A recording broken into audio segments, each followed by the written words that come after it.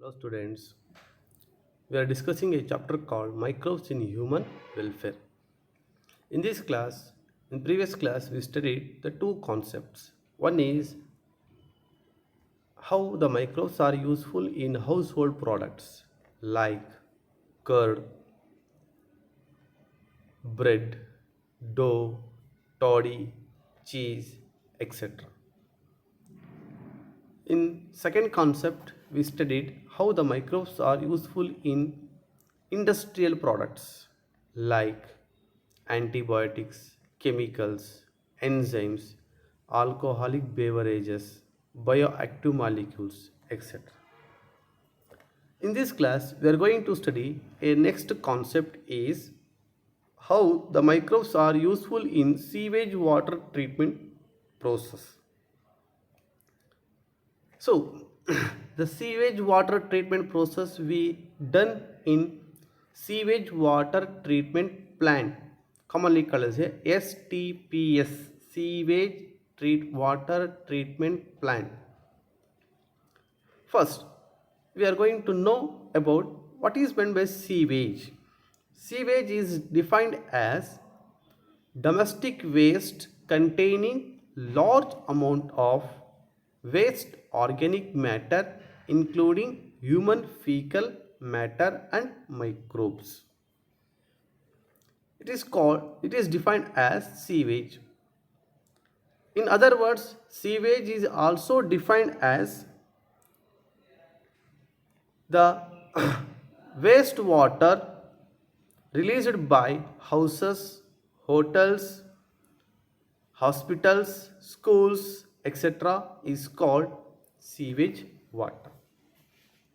Sewage water is oftenly called as municipal waste. Municipal waste. Then, the sewage contains various substances like human excreta, urine, detergents, cosmetics, wastewater, food remains, and pathogenic microbes. Pathogenic microbes. So, the sewage water contains what type of pathogenic waste, what type of pathogenic microbes? The pathogens like viruses, bacteria, fungi, protozoans, and their eggs, larvae, or worms, etc. So, what the pathogen present in water, sewage water, those pathogens are causes number of waterborne diseases. The waterborne diseases like cholera, typhoid, amoebic dysentery, and nothing but amoebiasis, diarrhea, jaundice, etc. So, the sewage water is harmful to human being. Not only the harmful to human being, it also harmful to the aquatic plants and animal in some extent. Then, here, the sewage water contains maximum amount of pathogenic microbes and other biodegradable and non-biodegradable waste. If such sewage water, such polluted water introduce, when we passed into the any water resource like pond, river, etc., the sewage water is completely pollutes the a water sources. So before we passes the sewage water into any water resources, first we are going to treat, we are going to filter. In the sewage water treatment plant, we are not able to 100% or completely filter the sewage water. We are going to just reduce or decrease the some pollutants. Nearly In general, 60 to 70 or 75%, that much amount we are going to reduce. In this sewage water treatment process, we are going to reduce the pollution, decrease the water pollution. Then, how the sewage water treatment plants perform the process. The sewage water treatment plant process consists two steps. One is or two stages. One is primary treatment. Another is called secondary treatment. Primary treatment is also called physical treatment. Secondary treatment is also called biological treatment. Okay. Then, when come to the first one, primary treatment, it is a physical treatment. In the primary treatment, the two processes are carried out. One is screening or filtration, second called sedimentation. First, the sewage water is passed into the one screening tank or filtration tank. Here, what happens in the screening tank or in the filtration tank, what the floating debris are there, those we are going to remove. Okay, remove. Then a dense solid particles, those are there, those are able to settle down. After removing the floating debris, then the sewage water is transferred to the sedimentation. In the sedimentation, the grit, nothing but the soil and pebbles, the grit particles like soil and pebbles, small pebbles. So those are removed by sedimentation, and also the suspended particles are settled down in the sedimentation tank. Those also we are going to remove in the sedimentation process. Okay, so in the screening or filtration, then sedimentation, is some amount of sewage water we are going to filter physically or mechanically. Then if what happens in the sedimentation tank, what the suspended particles are settled down at the bottom of that sedimentation tank. Such a suspended particles are we call as a primary sludge. Suspended as well as a solid particle which are settled down at the bottom of the tank, that is called as a primary sludge. Then the supernatant form, that means the water which is float or present surface, that supernatant form of the water we call as a primary effluent. Primary effluent. Then the primary effluent, the supernatant water, the floating water, the primary effluent is passed into the second step of this process called as a secondary treatment or biological treatment. So what the suspended and solid particles settle down at the bottom of sedimentation tank, it is called as a primary sludge. Such primary sludge is passed into the one tank called as a anaerobic sludge digester tank. In this, the primary treatment is complete. When it comes to the secondary treatment, so the primary effluent is enter into the secondary treatment. In the secondary treatment, the two tanks are there, the two process is going on. One is called as a aeration tank. The primary effluent is enter into the aeration tank. So in the aeration tank allows vigorous growth of useful aerobic microbes into flux. It means the aeration tank allows a pressure of air. Due to the pressure of air, if any odor is present in the sewage water, that odor is evaporated. The smell or anything is there, it is evaporated. So when we are passes the pressure of air, the air have nothing but the oxygen. So with the in the aeration tank, what happens? With the help of oxygen, there are some aerobic microbes are able to grow that we are called as a microbial flux. Microbial flux nothing but a mass of a fungal a mass of bacteria with fungal filament to form mesh like structure is called as a microbial flux. A mass of bacteria associated with the fungal filament to form a mesh like structure called as a microbial flux. Such microbial flux are able to form in the aeration tank. So this aeration tank, this aeration tank, what the microbial flux are there?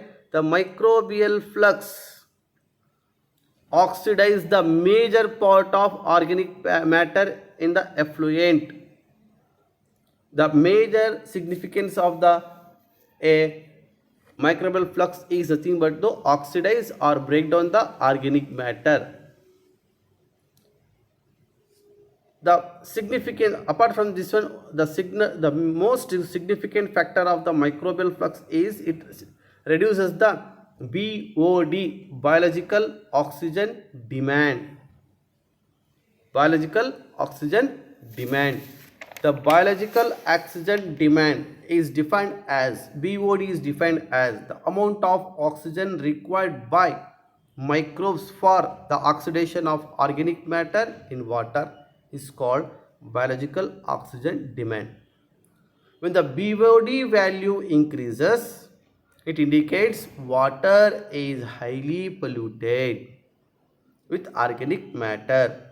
When the BOD values decreases, it indicates water either less polluted with organic matter or normal in condition. Normal in condition. Then the BOD is the BOD is the measure of the organic matter present in the water. Greater the BOD of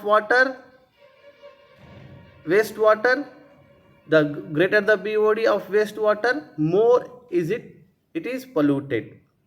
Hence the BOD is directly proportional to the amount of water pollution. Once the BOD of sewage reduced significantly, the effluent is then what the a microbial flux are there. The microbial flux are able to reduces the organic matter, reduces the BOD, biological oxygen demand. Thus, then once the BOD of effluent is reduced significantly, then what happens? The effluent is then passed into the settling tank, second tank, settling tank, where the bacterial or microbial flux are allowed to sediment. Okay, sediment. So in the aeration tank, what happens? In the aeration tank, the microbial flux are able to reduce the BOD or organic matter. After in that, the most of the pollutants are able to absorbed by this microbial flux. The microbial flux having a bacteria, the bacteria able to filter the organic matter. So it is called as a secondary treatment, is also called as a biological treatment. After the process of the microbial flux, the water, the filter water or the supernatant water is passed into the settling tank. In the settling tank, then in the settling tank, the water is goes outside to the or enter to the any water sources like a river or maybe a pond or etc. Then in the settling tank, what happens? Some of the microbial flux are able to settle at the bottom of the settling tank. Such a microbial flux, what they are able to absorb the organic matter, those are settled in the bottom of the settling tank. Such microbial flux we call as a activated sludge. Activated sludge. So the some these activated sludge is passed into are passed into a anaerobic sludge digester tank. Anaerobic sludge digester tank. So in the anaerobic sludge digester tank, this tank able to receive the primary sludge from the primary treatment, then a activated sludge from the secondary treatment. So in the anaerobic sludge digester tank, what happens in that tank, there is a bacteria, anaerobic bacteria are able to grow, thus such anaerobic bacteria able to oxidize or break down the a primary and secondary sludge and produces the biogas. Okay, the effluent from the secondary treatment plant is released into the natural water body like river and streams, and finally what happens in the anaerobic sludge digester tank, what in the tank there is an anaerobic bacteria able to grow and produces the biogas. In the sewage treatment plant STPs, there are two benefits are there. One is water is purified, that means reducing the pollutant content. Second is the some amount of biogas able to produces. Okay. Here in the anaerobic sludge digester tank, so how the biogas is able to produce, that means what the microbial flux present in the activated sludge, those are enter into the anaerobic sludge digester tank. Then what the solid particles are settled in the sedimentation tank, we are called as a primary sludge, those are also enter into this anaerobic sludge digester tank. In this tank, if this sludge part material is enter, so the anaerobic sludge digester tank, it is a what anaerobic condition tank. There is no any type of the oxygen. In the anaerobic condition, there is a methanogenic bacteria or biogas producing bacteria able to grow. This bacteria able to break down the a sludge, primary as well as secondary sludge, then the biogas, nothing but the methane rich gas able to evolve or produces.